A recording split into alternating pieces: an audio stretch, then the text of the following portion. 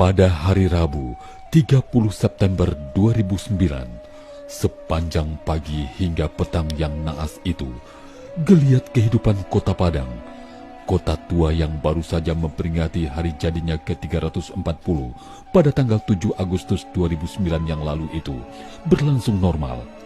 Seperti biasa, tidak ada tanda-tanda bahwa kota yang berpenduduk hampir 900.000 jiwa ini sebentar lagi akan berurai air mata dan kehilangan semua yang sudah ditata sejak lama.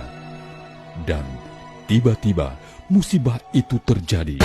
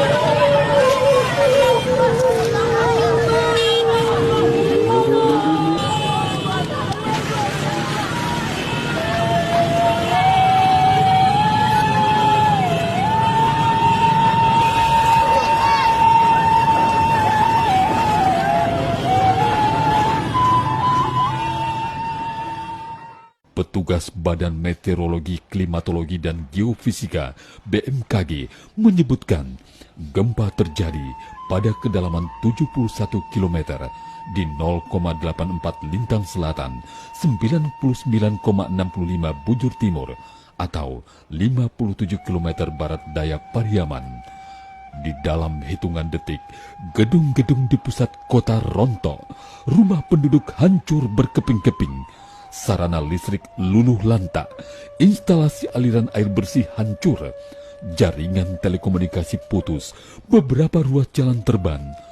Tetapi yang paling menyayat hati dan kerongkongan kita tiba-tiba terasa kering. Detik demi detik, korban jiwa berjatuhan. Deritan dan rintihan minta tolong memilukan dari lorong-lorong reruntuhan bangunan. Para korban terhimpit ditimpa reruntuhan gedung, jatuh dari bangunan bertingkat.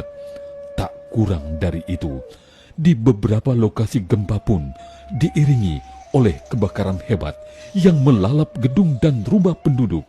Sampai dengan hari Selasa, 13 Oktober 2009, di Kota Padang, tercatat sebanyak 316 orang meninggal dunia, luka berat 181 orang, luka ringan 425 orang, dan sebanyak 4 orang dinyatakan hilang. Ribuan rumah di Kota Padang yang seluas 696,96 km bujur sangkar ini mengalami kerusakan. Rusak berat 37.503, rusak sedang 38.481, dan 40.404 rusak ringan.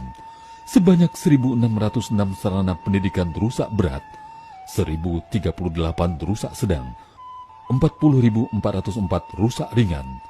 Sebanyak 9 sarana kesehatan rusak berat, 10 rusak sedang, dan 2 rusak ringan. Sementara sarana perkantoran pelayanan publik, 59 rusak berat, 18 rusak sedang, dan 14 rusak ringan. 8 titik sarana jalan rusak berat, 22 titik rusak sedang, sebanyak 8 jembatan rusak berat, 19 rusak sedang, dan 3 rusak ringan. 7 irigasi, dan 236 rumah ibadah rusak berat, 211 rusak sedang, dan 167 rusak ringan. Sarana pasar 5 rusak berat, 10 rusak sedang, dan 5 rusak ringan.